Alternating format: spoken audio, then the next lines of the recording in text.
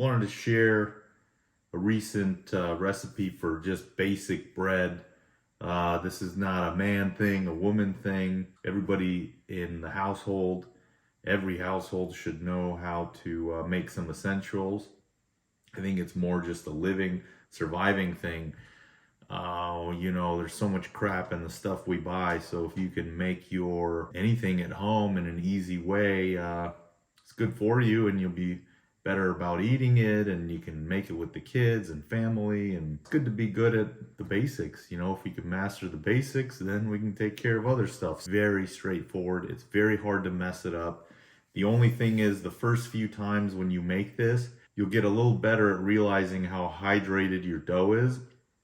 If your dough doesn't have enough water, then the bread is going to come out a little dense. You'll see, you'll figure it out. It's very easy.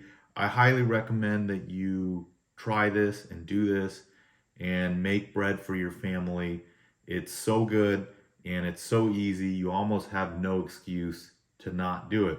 So, all-purpose flour. I buy an unbleached organic all-purpose flour. Costco sells some. Let me show you that. This is the one that you could find in your Costco's. It's just all-purpose flour. It's organic, it's unbleached, and it has a decent protein content. 20 pounds, pretty cheap. I think it's like 12 bucks. So I'll post a recipe in the description. You can just copy that, and then how to cook it. This is called, I guess, peasant bread or poor man's bread. 3 cups flour, half a teaspoon of yeast, active dry yeast. You can get this from any store, and 1 teaspoon of salt. You could add a little more yeast. It'll make your bread a little fluffier, but not a lot, like 5/8 or a little bit over a half.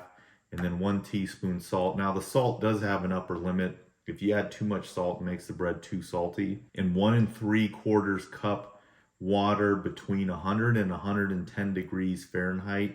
You could just use warm water. You don't really have to, it's not really a science, but if the water's too hot, it will burn the yeast. So it's nice to have a measuring cup that has 1 3/4.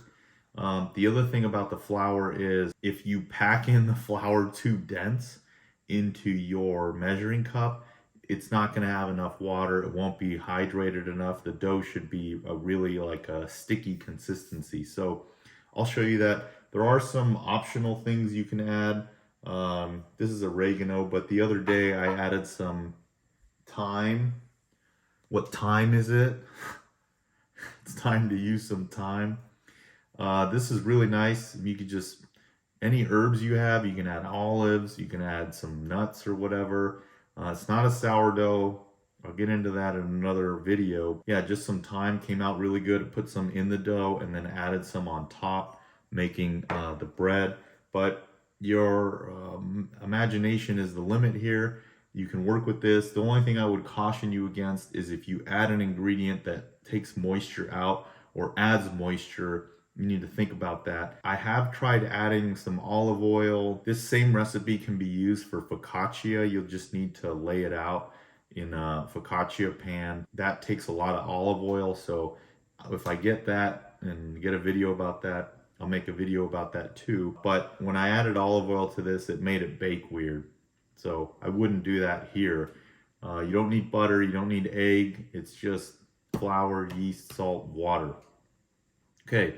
So we're going to mix our dry ingredients first. So this is my teaspoon. I got 3 cups of flour in here, and it doesn't have to be exact. If you are a little salt sensitive, you can do like 3/4 of a teaspoon, but I like the salt. And then just the yeast. I like to label, use glass jars. I find they seal better, and then if you've ever had those little pesky weevils, they can get in through paper and plastic. So that's about a half yeast. Spread it around, and then just mix the dry ingredients. Doesn't have to be really mixed that well. Just incorporated. That's it for the dry. And then if you want to add some, what time is it? You can even try spices. You know, I don't know, even oregano, I haven't tried that, but that could come out all right. So good cook thermometer. So I'll just check this water. Again, you can use lukewarm water, although you may not get the same activation. And you want your water temperature to be between 100 and 110 Fahrenheit. It's right over 100, so that'll be good to go. So just pour that in. I'll use a fork for this.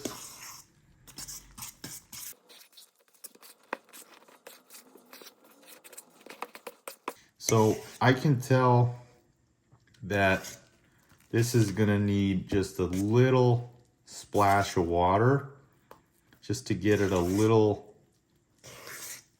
bit more hydrated.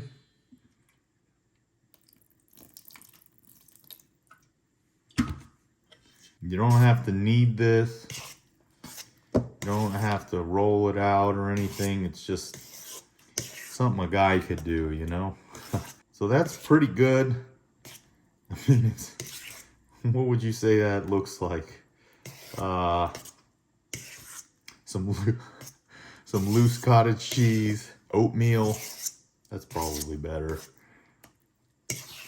Yeah, so that's just right. If this was if it looked a little stringy, or you could still see like the texture of flour, it would be too dense. So you want it kind of like this. It still has a little bit of shine. I don't know if the video is showing that from the moisture content. And that's really it. So that's the extent of the dough preparation. So now all you need to do is cover this. I just use like a piece of cotton and put it somewhere overnight. You can do 5 hours, but I recommend overnight, making this the night before you're gonna bake it. The yeast tends to have more time to act on the whatever it is, the starch or the sugar in the flour, and it gets a better dough. So I just put it in the microwave. You can put it in a cold oven or whatever. So that's gonna be where he's gonna sleep tonight. Have a good night, buddy. We'll see you in the morning. All right, so this is the next day. You can see the dough has risen. The next step here is to either if you have a clean counter, you can flour your counter, or I use these little silicone mats. Put a little flour down, you get a spatula, and then scrape the dough onto the flour. So all you need is an oven-safe dish with a lid. Size and shape don't matter too much. And you're just gonna get some parchment paper, and then we'll lay the dough down right into this, and then we'll bake it in 2 phases. First phase will have the lid on. So working with this dough, wet your hands. I'm gonna put a little bit of flour on top, and what you're really trying to do is just get it into just a shape that you're gonna be happy when it bakes. Doesn't have to be overworked.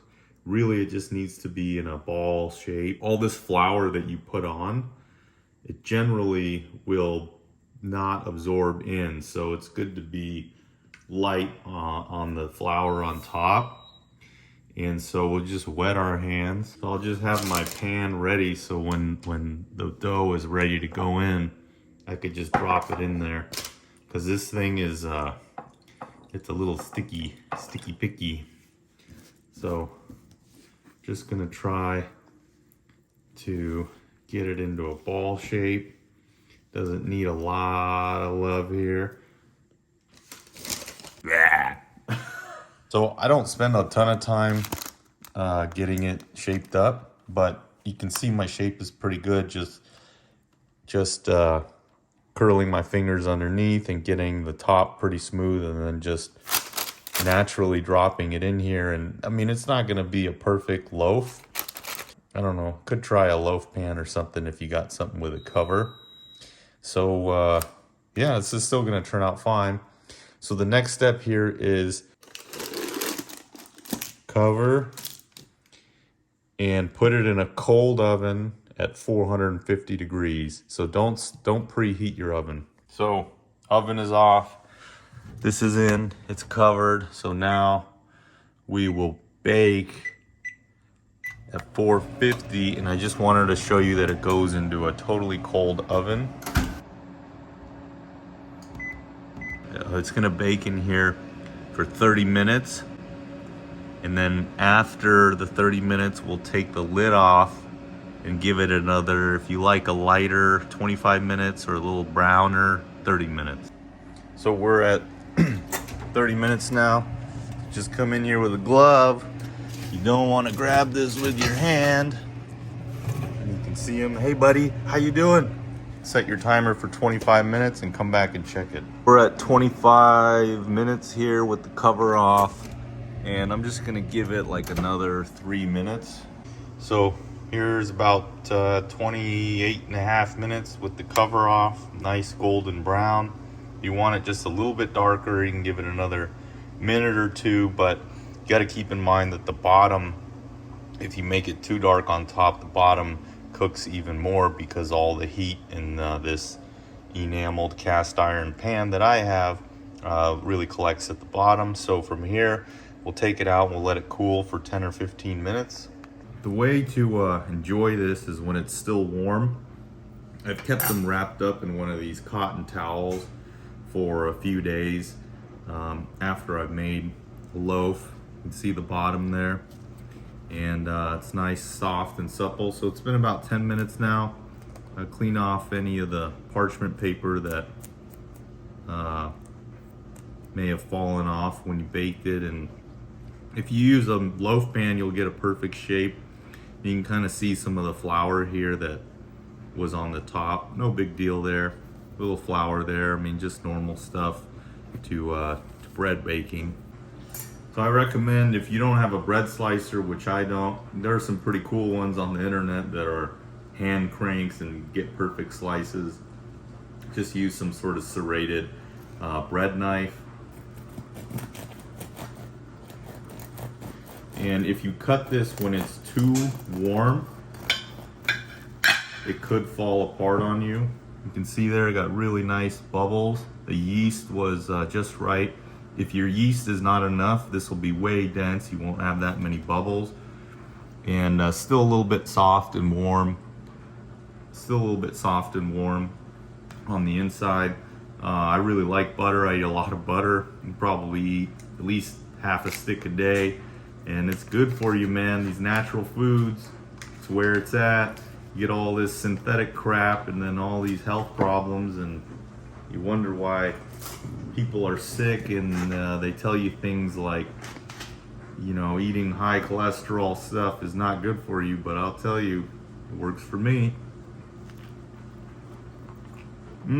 Honestly, it's one of the best things ever that you could eat. Homemade, 4 ingredients. It's just unbelievable. Crispy on the outside. The saltiness of the bread is just right. Good salted butter. That really good butter flavor. You serve this with a dinner for some guests, man, they'll be in heaven. It's really what it is. Now, in this evening or tomorrow, when the bread cools down, you can toast it just fine. I would try to cut it thinner. I mean, just like your regular toast. You can cut it thicker and then make small pieces.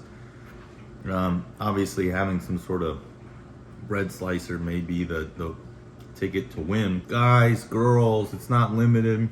Every person should know how to make some basic things at least and get advanced from there. Kids can make this. It's fun to make with kids. They get involved and they want to eat it and can play around with the ingredients. It's just so simple. You make the dough, it takes like 10 minutes the night before, and then when you're working on other stuff, you pop your loaf in the oven, make some bread. If you eat bread, make some bread. You know, once in a while you can buy bread from the store when you don't have time or whatever, but I try to make this at least twice a week. It's just so freaking good. Thank you everybody for watching. Please do subscribe to the channel. We appreciate your support.